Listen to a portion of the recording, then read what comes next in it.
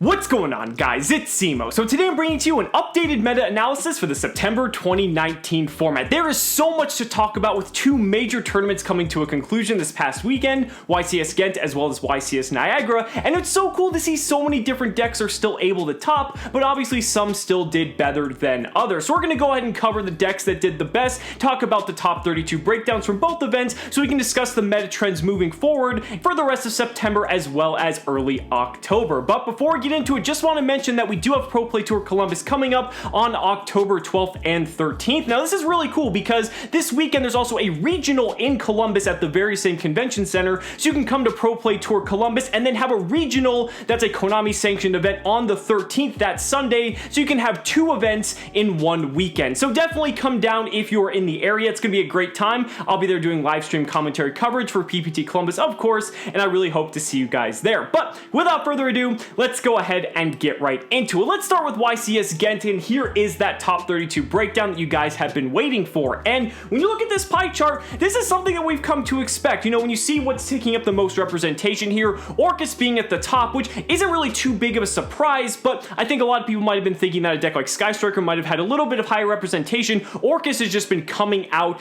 and taking those top slots. And now this Orcus slot is encompassing multiple different variants of Orcus. And I think that's what's so cool, is that you can play Orcus in so many different unique ways, because you can just play a pure variant, just playing a lot of really strong solid options that ultimately end up going into your full Orcus combo. But the breakout build, and the build that ended up taking YCS Ghent, was the Lunalight Orcus build. Here's the first place deck list for you guys to check out for yourselves. And when it comes to Lunalight Orcus, this has been a deck that's been on the rise for the past couple of weeks, and it really goes to show just how powerful and how far the deck has evolved, being able to show off how it can abuse certain things utilizing the Lunalight engine that the normal Orcus deck or the more pure variant can't really take advantage of. I mean, because you have the Lunalight, they're able to dodge so many forms of disruption just because they're not once per turn effects. You've got stuff like Kaleido Chick, which sends as cost, so I mean, that's really cool. You've got Tiger, which you can bounce back to your hand and reuse multiple times because it's not a hard once per turn. Perfume, like, I mean, there's just so many cards in the deck that are not once per turn, and by 2019 Yu-Gi-Oh! Standards,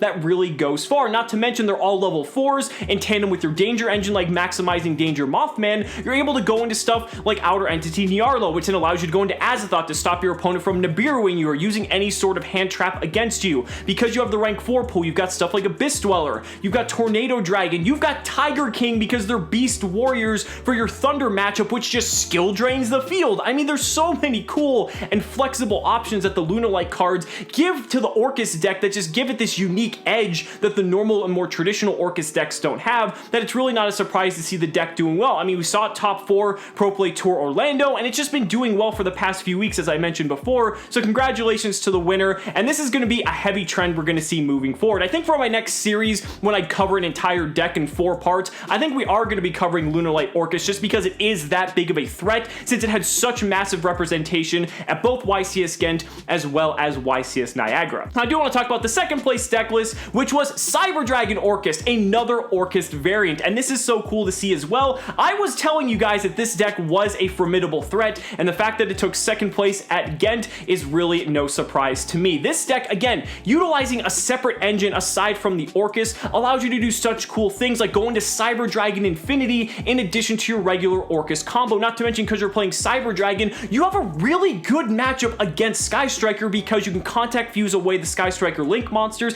and against other Orcus decks, because guess what? They all just happen to be machines. Now, there is a very big weakness to the deck in the fact that Chimera Tech Mega Fleet Dragon can be side decked, or excuse me, even just put into the extra deck of anyone attending a tournament, and if you happen to be playing against someone who has it, they can just clear your board entirely, which we actually saw happen in the finals of YCS Ghent. So that is a very big weakness if this deck starts to take off, but I think we're going to start seeing this deck more and more simply because Orcus and Sky Striker, solely going based off the representation from these pie charts, are going to be the strongest two decks moving into the remainder of this format before we get the October 2019 ban list. So it's just something to keep in mind. Cyber Dragon Orcus, such a powerful deck, right up there with Lunalight Orcus, just for its own reasons. They both have tons of consistency. Cyber Dragon Orcus may just have some better matchups just against the Sky Striker and the more pure Orcus decks, and Lunalight just might have the higher ceiling because it's able to do some more unfair things that the other builds cannot. Coming into third place, we had another Lunalight Orcus variant, and this deck took advantage of Cosmic Cyclone Cyclone. We actually saw in the first place deck he was playing Cimoooooooo instead, and there's some very interesting theory behind that because Cimoooooooo and Cosmic Cyclone for both of these decks were interchangeable. The reason why the first place deck list was playing Cimoooooooo is because going up against an Orcust mirror match, it effectively acted like a Cosmic Cyclone because if you Cimoooooooo over one of their Orcust Link monsters, it's taking out the Crescendo with it because if your opponent doesn't control an Orcust Link monster, they're not going to be able to use that Crescendo. So not only are you blanking the Crescendo, but you're removing one of their monsters from the field that normally couldn't be destroyed by battle because Galatea is usually linked to something, and that way it also sets up for your Borosword OTK because now you have a monster with a very high attack that Borosword can absorb, and that's going to help you OTK your opponent a lot easier. But Cosmic Cyclone's another trend that a lot of players have been main decking, so keep your eyes out for that, especially if your deck is especially vulnerable to a card like Cosmic Cyclone. And then coming in at 4th place, we had Sky Striker. Again, this really isn't too shocking. Sky Striker is still one of the best decks of the format and still proving to this day that it is able to make it into the top cut. But now I want to move on to YCS Niagara because people were already hyped about Ghent because Lunalight Orcust won and it was such a good event, and kudos to the European streaming team for putting on a good show for us to watch.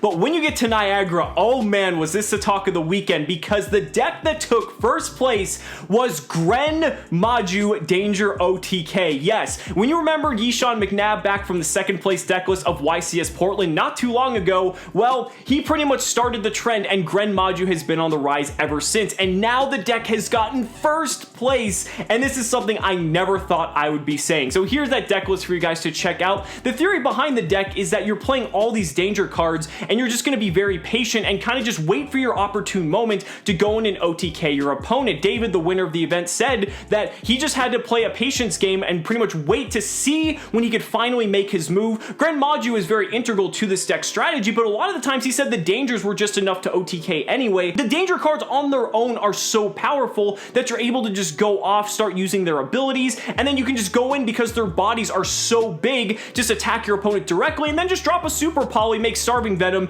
and kill them right then and there. He said multiple times against Sky Striker he would just take a few attacks because Sky Striker is a deck that takes multiple turns to kill you, and then once he drew stuff like his main deck Hey True Nade, he would blow away all their back row and go in for the kill. Congratulations to David because Gren Maju taking first place I think is going to be another catalyst, and we are going to start to see this deck see more and more popularity. The validity to this deck, I think a lot of people doubted at first, but it plays a very interesting role in this metagame because although it is a bit of a rogue pick, it has some very interesting interactions with the ways a lot of the rest of the metagame works because traditional forms of disruption don't really deal with these cards in the same way as they would more traditional strategies like your Striker, your Orcust, your Salamangreat, etc. And so just being able to kind of ignore all traditional means of disruption and just go in and do your own thing is pretty cool, and it's something you definitely need to look out for, especially if you plan on going to any major events, because the more that this deck does well, the more people are going to be inclined to play it, especially just to mess around and have a bit of fun. Coming in at 2nd place though was again Lunalight Orcust. Lunalight Orcust is showing that it's probably the superior build of Orcust at the moment, but there are still builds of Orcust playing Cyber Dragons, as I mentioned before. The pure builds are still doing just fine, and there's also even the going second builds that kind of do something in a similar light to these Gren Maju decks, but it seems the Gren Maju deck does it a little bit better since it took first place at Niagara. Now coming in at 3rd place, we had another Sky Striker list. Sky Striker, again, not really too much of a surprise. This one I think was main decking Ghost Spell, which is a bit interesting. Not really too surprising considering Orcust has such high representation as we're seeing on these pie charts here,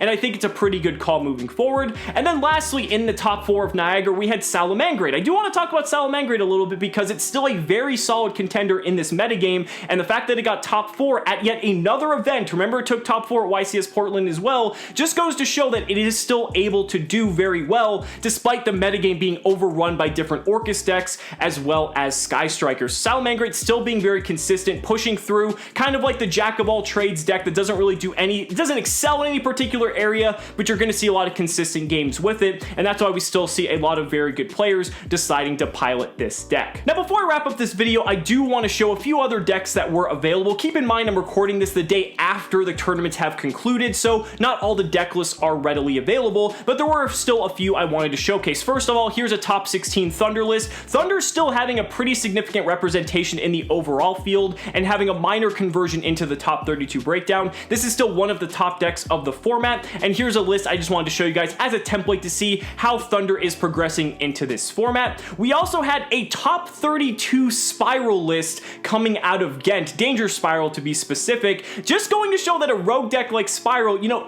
double Helix is not really too much different than Nightmare Mermaid in a lot of ways, so there is some similarities, and it's cool to see a deck like this still see some success.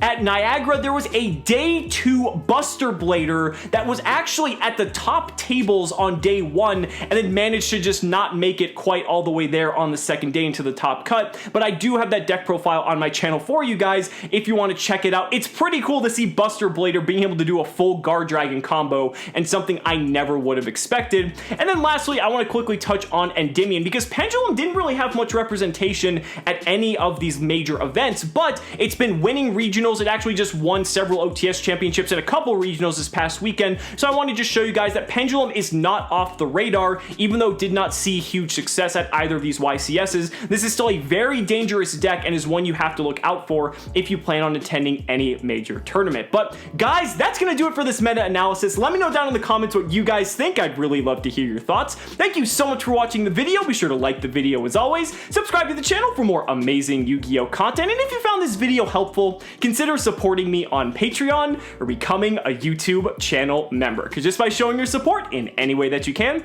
you're investing in my ability to continue bringing you amazing Yu-Gi-Oh content. So thanks so much again, and we'll see you next time.